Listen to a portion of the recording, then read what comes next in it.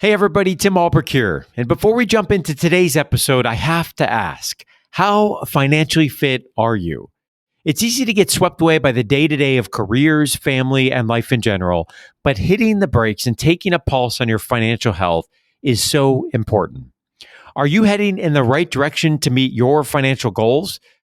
Do you have life and disability insurance? And what about a budget to track your spending each and every month? We've created a 5-minute financial fitness test so that you can learn about the areas of your financial plan that you may need to work on. Plus, the quiz is full of a lot of hilarious memes that are sure to make you laugh out loud. You can take the test by heading over to yourfinancialpharmacist.com/fitness. Again, that's yourfinancialpharmacist.com/fitness. Just because your business may not take off as soon as you'd like we said, 7 years for us, or something is just not going your way, or you're experiencing some sort of setback, just know that it could be quote unquote a temporary failure, or think of it only as a lesson, because you really can only either win or learn. That's how I approach things nowadays. You're listening to the Your Financial Pharmacist podcast, a show all about inspiring you, the pharmacy professional, on your path towards achieving financial freedom. Hi, I'm Tim Albrecht, and today I welcome Dr. Marina Buksov. In addition to being a registered pharmacist, Marina is a health coach, clinical herbalist, and lifelong learner of the healing arts. She's a functional medicine pharmacist as part of the Farm to Table telehealth platform, host of the Holistic Pharmacy podcast, and creator of Build Your Holistic Herbal Practice, a course that mentors other healthcare professionals in clinical herbal and business skills. Today, we talk about her entrepreneurial journey in natural remedies and clinical herbalism, why she launched her own brand and business, lessons learned along the way, and how her personal financial journey has intersected with her business goals and planning. Marina, welcome to the show. Hi, thanks so much, Tim. I am really excited to dig into your entrepreneurial journey and start us off by telling us about your journey into becoming a pharmacist. Sure. So my parents are actually both dual majors, you could say, in biology and chemistry. And so they kind of inspired me to go down this road. I always loved chemistry as well. It kind of came naturally to me, I guess, because my dad was also a chemistry teacher, even though I was learning chemistry in English and he had learned it in Russian. So we kind of didn't speak the same language, even though it's a science. So I never really needed the help, but I guess the interest was there, much like it was for him. And so when I was choosing colleges, they kind of just brought up pharmacy and they said, hey, this seems like a really lucrative field of study right now that you can look into since you like chemistry and math. So I kind of decided to try it out with the thinking that if I don't like it, I could always get out of it. But if I don't get in now, then I won't have a master's degree in 6 years. And, the opportunity was really good. So I ended up applying to a couple of schools, and there weren't that many pharmacy schools in my area. There were only 2. So that narrowed down my choices. And I actually loved it in school. I loved learning about the body, and I learned about the biochemistry and about all the medications, but also about the non-pharmacological areas, which is what I specialize in now. So I loved the whole process of being in pharmacy school. But again, when it came time to graduate, I found myself at a loss for where in pharmacy exactly I see myself fitting in.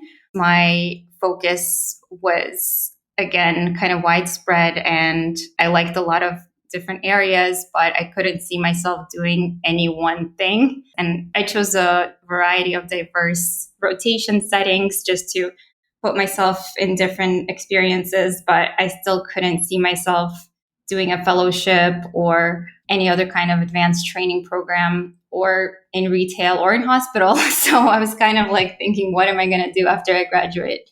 So you had a lot of interests, heading into pharmacy. Ultimately went that pathway for the reasons that you mentioned. And I'm not surprised you graduate. I can tell that you're inherently a learner. You're interested in lots of different things. You go through your rotations. You've got this doctorate degree. but you're not necessarily feeling like you fit into any quote traditional mold, right? That we often think of pharmacy graduates, which as I think we're doing a better job of now in 2021, realizing that there certainly are lots of opportunities. The PharmD is a pathway, in my opinion, to many, many different opportunities. And we're going to get to yours here in a moment. But tell us then about the path after pharmacy school. What did you do? And did you find out and ultimately get into something that you found out you love, or did it just affirm that, what, I'm not sure where I'm going to go with this path yet? Yes, so I guess it's just taking things step by step and one day at a time and seeing what opportunities arise and present themselves.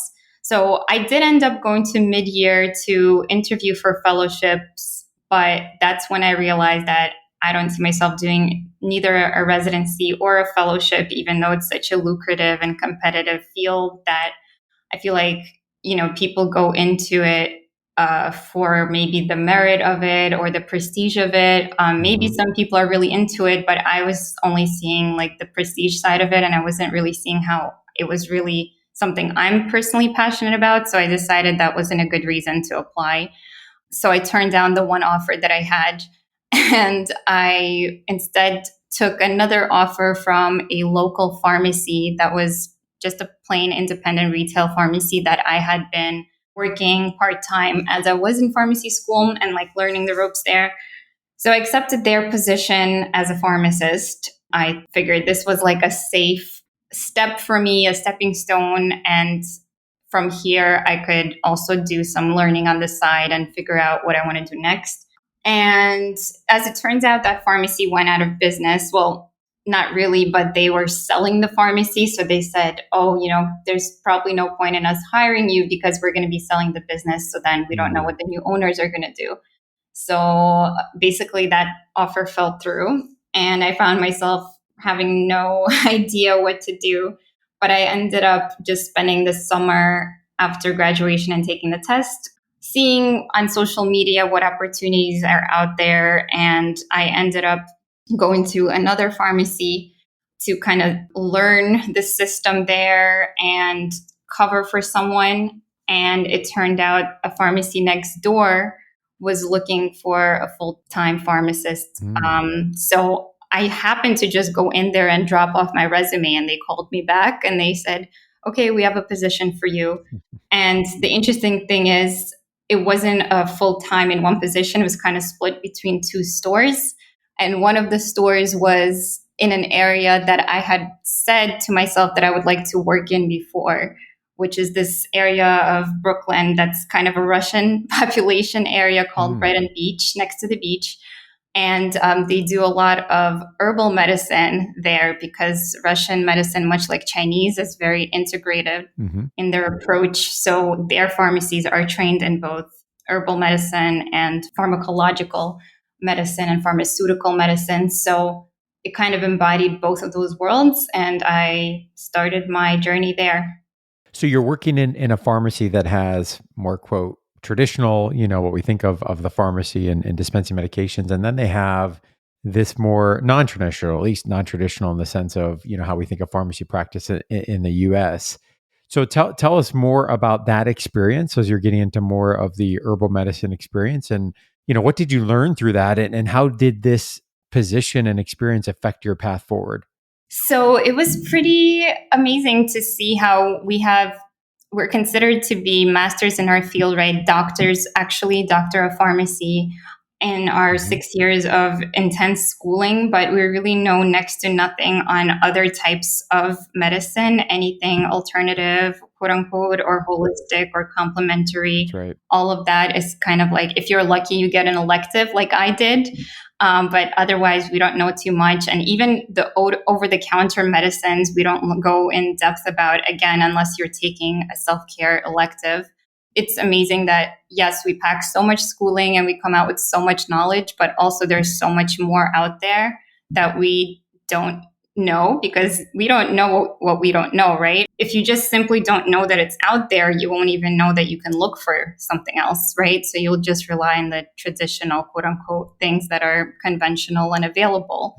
So this was kind of like scratching the surface and exposing me to how other countries actually still utilize plant medicine and herbals and many more diverse over-the-counter products than we do. Basically, they're very, very creative in how people are taking care of themselves from the home, and they can go to a pharmacy and get a bunch of herbs or a bunch of herbal products, or a mix between an herbal and a pharmaceutical that's available without a prescription. And so there's just so much more to know. And the pharmacists that are trained by, for example, Russian schools or any other kind of country that has this integrative approach, they know maybe not as in depth as what we know pharmacologically, but they know a lot more about general self-care things that are, again, available to people without going to the doctor and without going to get a prescription. So that was really impressive. And I realized that I also want to know more. So, Marina, one of the things that I think of, and I've seen this and heard it from entrepreneurs that have been on this show, is that often some experience that someone has leads to an interest or sparks an idea, and then that ultimately will set them off on the path to start something. Could be a business, could be a nonprofit, could be a side hustle, whatever you want to call it. And before we get into your business, what you're doing, what you're working on, I don't want to gloss over that there is a big jump from experience to idea to actually starting a business. So talk us through that a little bit more in terms of you're working in this pharmacy, you're getting this experience, it's affirming the interest that you have, you're a learner and you're absorbing more information. What is the idea or the opportunity that you see that ultimately leads to you starting your business?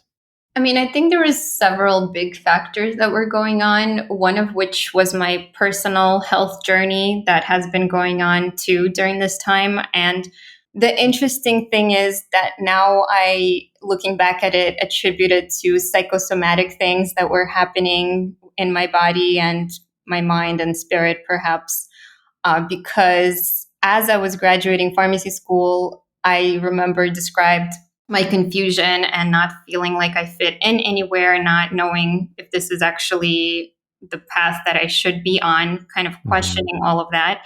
And I call this my quarter life crisis that happened because as I chose, the retail position, and the retail, as you know, you're kind of behind the counter, and, the most pleasurable activity there was coming out and counseling the patients. But because of the fast pace, even in independent settings, often, unless they had questions, counseling wouldn't really happen. Yep. So that was my biggest joy. But unfortunately, I found myself mostly just filling prescriptions and checking things and billing insurances and calling doctors and calling insurances and being behind the counter and not really having the patient-to-patient interaction, which is what my favorite part was. And I started having different kinds of health issues arise from finishing pharmacy school and all through my first years of practice, where I had like a worsening in my digestive tract issues that I had growing up, IBS type of things. I was also diagnosed with H. pylori, had to take a lot of antibiotics. Then I had this obscure dacryostenosis happen in my eyes, which is when your tear ducts basically become more narrow. And so my eyes started getting chronically inflamed. And at that point, I didn't even want to come out and see anyone from behind the counter because I felt that I looked horrible with my inflamed eyes.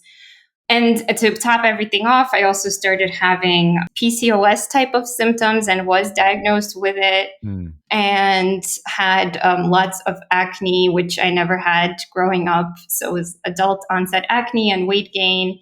And so all of these issues started cropping up when I, again, now looking back at it, see it tied more to my life purpose, and my mission wasn't really being carried out. And so my health was suffering because of that. Okay, so Marina, you identify an opportunity to help train others, make other folks aware of some of these practices that, again, could supplement more what we think of traditional medicine. So what does that lead to in terms of your business, your services, what you're offering, who that's intended for, and really what does that look like to solve the problem of which you just described, which is to really help fill what is potentially a gap out there and an unawareness and a lack of education. Yeah, well, it took me some time to distill that exact thought in my entrepreneurial journey. And as I like to say, the entrepreneurial journey is kind of like a forever commitment because you're That's always right. growing. And it's very, very much tied the professional growth, the business growth, and your personal growth, where your business is a reflection of you and what you're going through internally. And if you can master your own self, you can master having a business. As I was going along and working in mostly the retail setting, I realized this gap existed, right? So the first step was realizing that there's something I don't know. So the first thing I need to do is educate myself on that.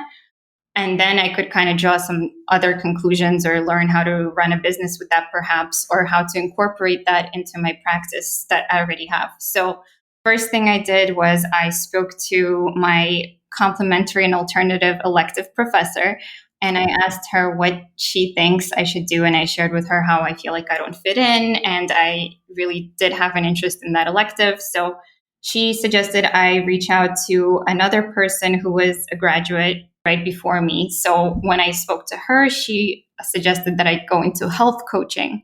So my first program out of college was immediately enrolling in a health coaching program. So after that, I underwent a series of other programs where I learned everything from functional nutrition to eventually clinical herbalism. So how to work with plants and phytochemicals in a way to support the human body, both nutritionally and medicinally. Plants have a huge role in this, and they're really the basis of both traditional pharmacy and naturopathy and even functional medicine, or That's right. any supplement that you take out there. They have a basis of some kind of plant behind that. So the minerals and vitamins we extract or the active constituents probably have a root in a plant somewhere. Yeah, and I think you're taking me back, Marina, to some time in pharmacy school, and you're right. I mean, there's just a lot of connection back to the herbal aspect, and you're spot on that traditional PharmD curricula doesn't necessarily provide much information, really, if at all, sometimes depending on the curriculum, that would allow folks to think about some of the application of this clinically, or how some patients might be interested in approaching this. So again, you've identified a need, right? We just talked about that. You mentioned about this very much being a journey, which I would agree with. And you've sought out additional training. So you provided some additional education to help increase your skills, which then takes us to the point where, okay, you got your PharmD background, you got some additional training, you've identified an opportunity to serve a group that perhaps isn't being served to the full potential. So if I come to you, Marina, and I'm interested in this area of practice, whether I'm a pharmacist or not, like, what are you offering? What is the product? What is the service? There were a couple of iterations in my offerings, but it has evolved to me seeing clients in a functional medicine capacity as part of a team and a telehealth platform.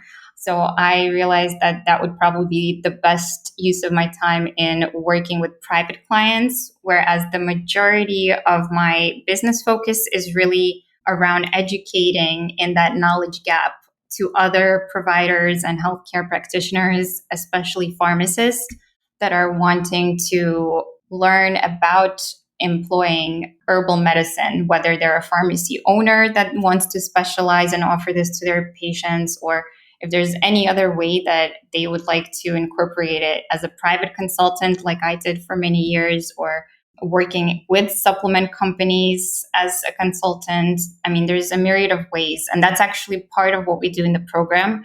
Besides the didactic knowledge and homework that I give and accountability that I provide, I also train on the kind of business end side of things and how to actually implement some of these things into your work or business so that you have a successful vocation at the end of it.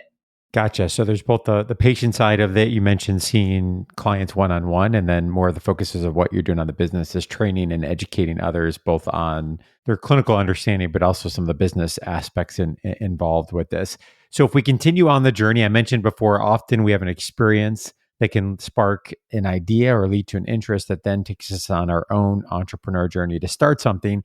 Once you start something, obviously there's then the task of, okay, do folks know about what I'm doing and how am I marketing this and how am I making people aware of this? So tell us about your current strategies. I look at your website, you've got a lot of great educational information. You've got a podcast. Like, what is your strategy in terms of standing out so that other folks can become aware of who you are, your brand, the services that you offer, and ultimately engage in those and benefit from them?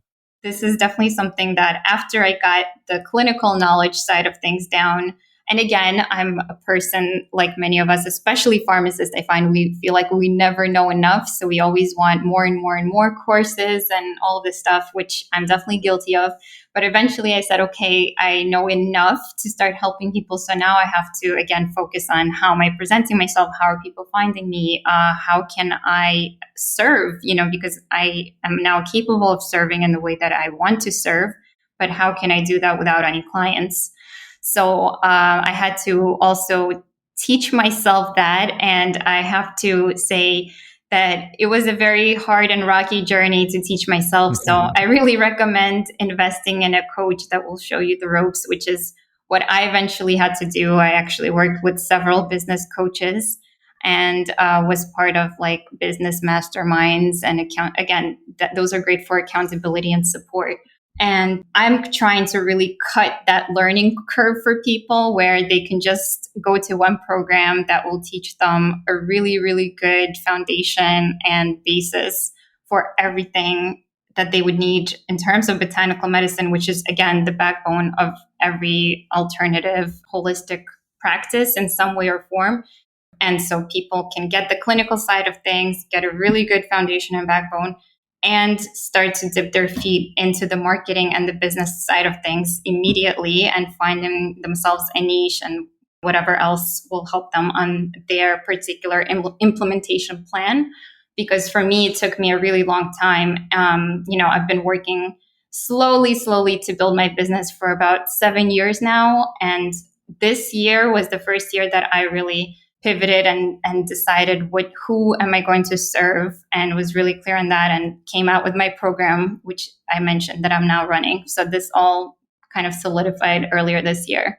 And I hope our listeners, especially those that have an idea or maybe they're at the beginning of their journey or maybe even feeling frustrated with, man, this is just not taking off as quickly as I can. Just hearing, that time frame, right? 7 years. I think back to the journey of YFP coming up on 7 years, and there is always something new that is to be learned. And I would encourage folks to check out your website, Marina. We'll link to that in the show notes, drmarinabuksov.com, because I think you've done a really nice job of what I think is an important recipe to taking people along the journey from interest to actually being able to engage with those folks and then offer them a product or service that is of value and hopefully is a mutually beneficial between you and that individual. And when you look on your website, you've got obviously valuable educational content in terms of interviews that you do in the podcast and other resources, but you also have done a nice job of building lead generation techniques and guides and some other things that helps you to capture those leads. And then you have the ability to follow up with them and convert traffic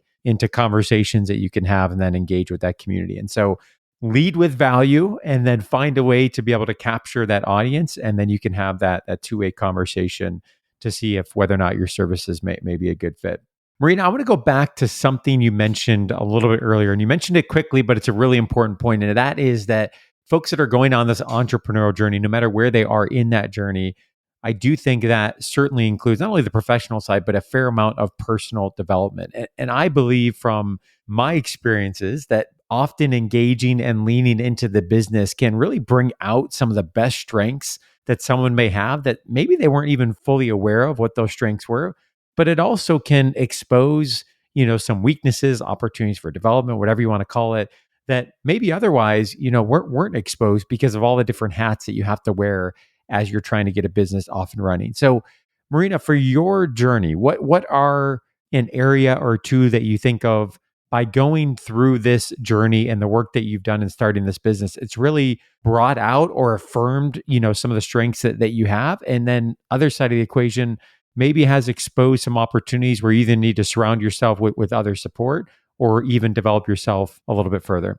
That's a great question. I think really this journey does expose you with, the opportunities for growth, like you said, by exposing you to some of your not so favorite qualities, or maybe even your worst qualities will come to life when you start to run a business. Because, like I said, often we see the business as a reflection of us because it's so personal to us. It's related to our vocation and our personal mission, what we're trying to be in the world. So, sometimes when we're faced with not seeing success right away or as soon as we like, or the level of success that we like, or however you would like to measure that, but most people measure it with fame or money or visibility or Hmm. some kind of feedback, right, from the real world. Maybe really good testimonials is another one. So whatever success is for you, it's important to define it and to also be able to separate you from your business, but also learn when it is a mirror and what you can learn from it. So, just because your business may not take off as soon as you'd like we said, 7 years for us, Hmm. or something is just not going your way, or you're experiencing some sort of setback, just know that it could be quote unquote a temporary failure, or think of it only as a lesson, because you really can only either win or learn. That's how I approach things nowadays. And so if something doesn't take off immediately or doesn't give you a reward on your investment right away, it doesn't mean that it wasn't valuable. It's a step that was vital for you to not repeat that in the future, or to learn a different strategy that will work better, or some other important lesson for you to again learn from. And especially if you don't have a business background, you should expect some sort of challenges or setbacks if this is, your first rodeo, because you could be a great pharmacist and know everything there is about pharmacy, but that doesn't mean that you'll know immediately how to run a business and how to have that proper mindset to run a business. So for me, it was a lot of coaching that helped me, and also seeing that other people on the same journey as entrepreneurs are also experiencing similar challenges and setbacks. So viewing that as a normal part of the growth process instead of seeing it as a failure is my best advice. And ultimately, I realized that even if I do experience setbacks in my business, it's still worth it for me to eventually have the opportunity to succeed by showing my mission and getting more recognition about my mission and inspiring others to pursue their missions with my story is worth it to me, despite all the setbacks that it has potentially. Absolutely, and that's what I encourage folks. Share your story. You don't know who's listening, who may be affirmed by that, who might have an idea that it helps stimulate that forward. A student who's feeling frustrated and unsure of where to go with their career path, and just hearing about alternative ideas. I think so much value in that. And Marina, loved what you shared to connect that with the value for you of a coach. And I think that sometimes on this journey, like not only, especially for folks that are, working full time and they're starting a business or idea, there's that excitement, there's that energy, but it also can be a lonely place, and you're putting in a lot of time. And having a coach, having a community, having a mastermind, having folks around you that you can bounce ideas off of and get support from is just really important for the accountability, but also be able to talk out loud, as I think so much of this we can live in our own thoughts as we're trying to build a business. And shout out here, as I think about for YFP, my partner at YFP, Tim Baker, I have the opportunity to sit down on a regular basis, and we can share wins, we can share frustrations, but just having those conversations, I think is so valuable.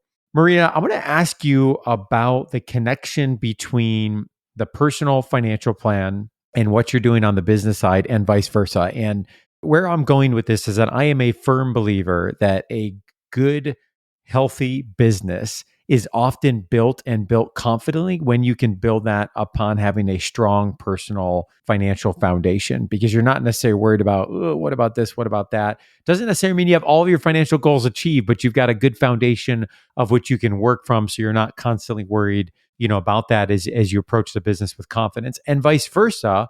Often our business activities are able to help support our personal financial goals, whatever that may be for individuals that are listening. So tell us a little bit about, for you, how the business and your personal plan have really worked alongside and have ultimately fed into one another. I have to admit that I was a little bit floundering in this area before with, actually tracking things. Like you were saying, it's really important to bounce ideas and to talk about what's happening, what are the wins, what are the challenges, and to actually put that into numbers and see in that way how your business is actually doing, because numbers don't lie, as they say. So that part of it, actually tracking and putting things down as data and analyzing it, you can just remove some of the stigma that's attached to, okay, is this number a win or a fail? And Mm-hmm. actually just view it as a statistic that is showing you, okay, what can you improve on based on these numbers? Which area needs improvement, which area is doing well.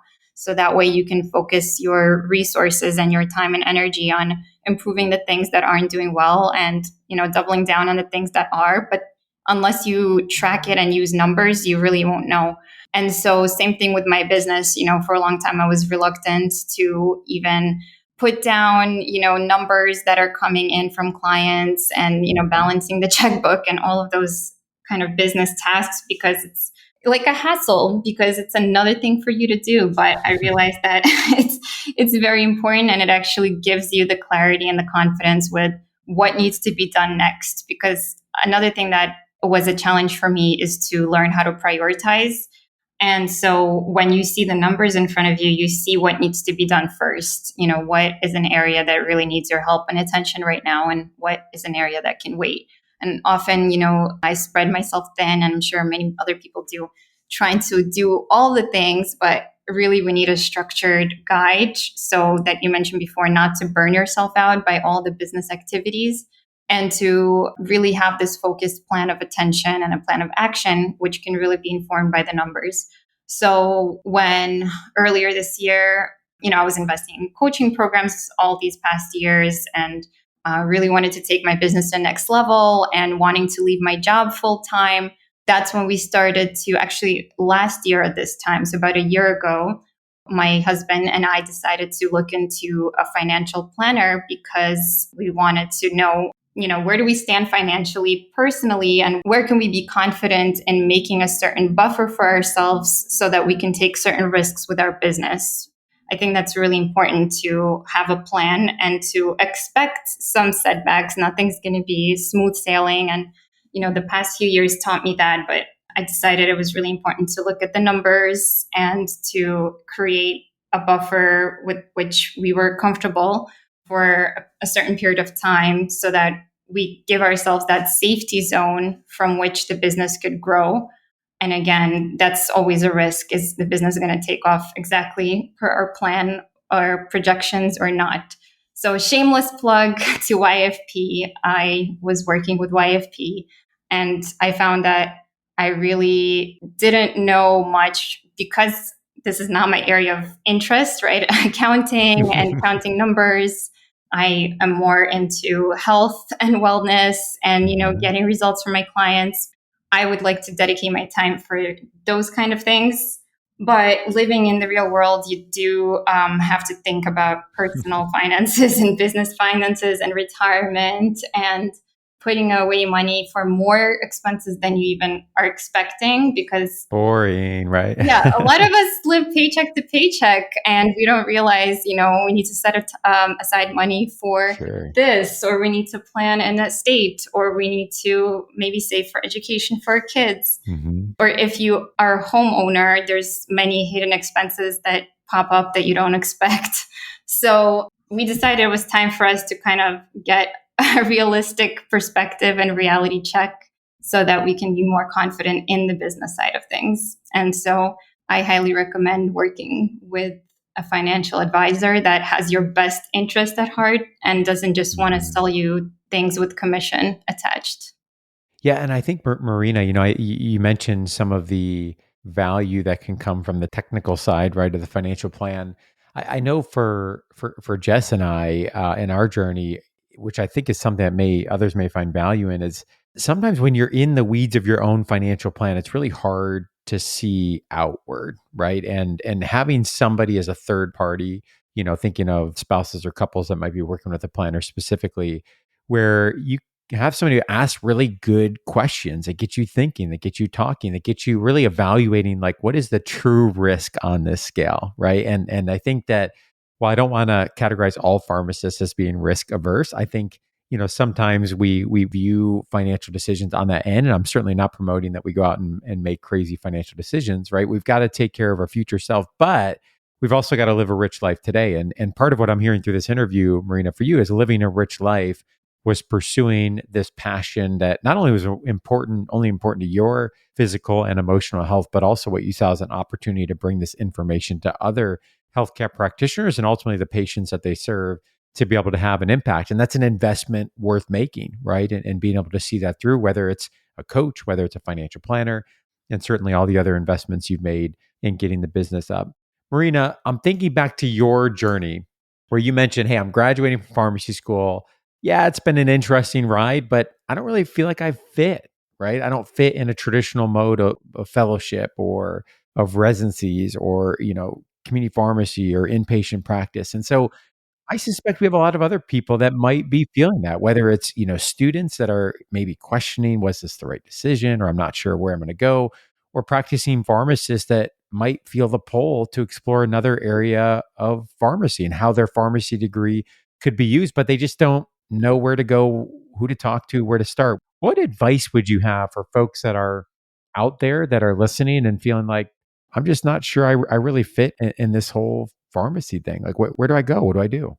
Yeah, so I think the best thing to do is really dip your toes. Just like I was talking about how I selected a diverse variety of rotation sites for myself in my IPs and APPs. As much as possible, I try to diversify. I work in insurances, work in different settings, pharmaceutical industry. Basically, everything was super different. And that taught me actually what I liked and what I didn't like, because just getting a glimpse into a setting and how it would be like to work there on the day to day, how to assess what they're doing on their back end and how you feel about that. And then giving you a sense of if you can climb the ladder in that space, if it's more, corporate or not. So you can kind of picture yourself in those places and see, do you feel good there? And does this agree with your inner wiring or your ethics?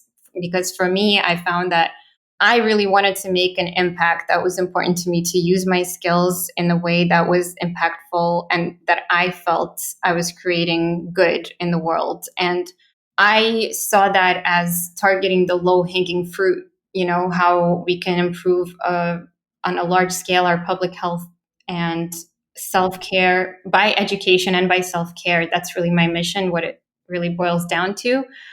And the other settings for me didn't provide that level of impact. There was some personal gratification or again, that prestige aspect in some settings, but I was not on the same mission as those settings and what they were doing. So I didn't feel like I fit in there. On the other hand of the spectrum, even if you don't get to go on a variety of rotation sites, you can find your own opportunities. So actually, I had a bunch of students reach out to me, and I might be a preceptor someday Oh, soon. fun.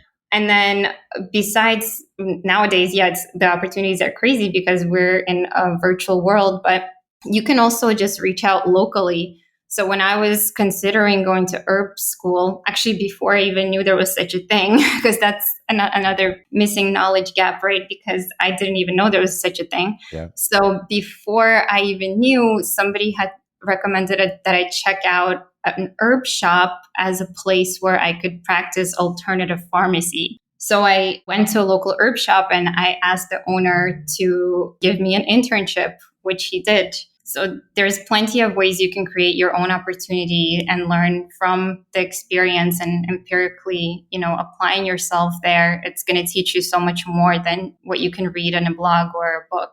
So that's really what I recommend. And when I was in the shop, that's when I decided to go to the school and get a more formal education, because I did see myself aligning with that and being interested to learn more. So I think exposing yourself to experiencing is the best teacher. So whatever way you can do that locally or virtually nowadays and get somebody to mentor you, or again, if you're able to invest in a coach, if let's say you're not a student, but you're a pharmacist, it is worth it to have some level of guidance or mentorship.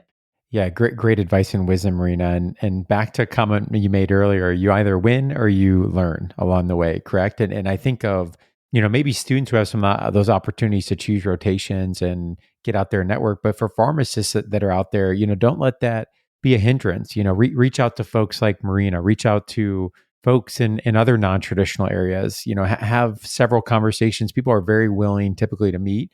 And I think not only will that networking be really valuable, but I think it also stimulate hopefully some ideas and conversations and lead to other connections that will affirm areas of interest and hopefully generate some ideas as well. Marina, really appreciate you taking the time to share your story. I'm looking forward to following your journey in the years ahead. And I have a feeling you have inspired folks that are listening and perhaps in their own journey, wherever they may be on moving forward with some of the ideas that they have of their own. So Marina, as we wrap up, where can listeners go to learn more about you and the work that you're doing and to connect with you? Yes, so the website you mentioned, it's drmarinabuksov.com, and it has all the links to my social media, but I am on Facebook and Instagram and even TikTok nowadays. So you could reach me everywhere at Dr. Marina Buksov, and you can also search by my business name, which is Raw Fork, RAWFORK. Great. We'll link to those in the show notes. And again, Marina, thank you so much for your time. Thank you so much, Tim.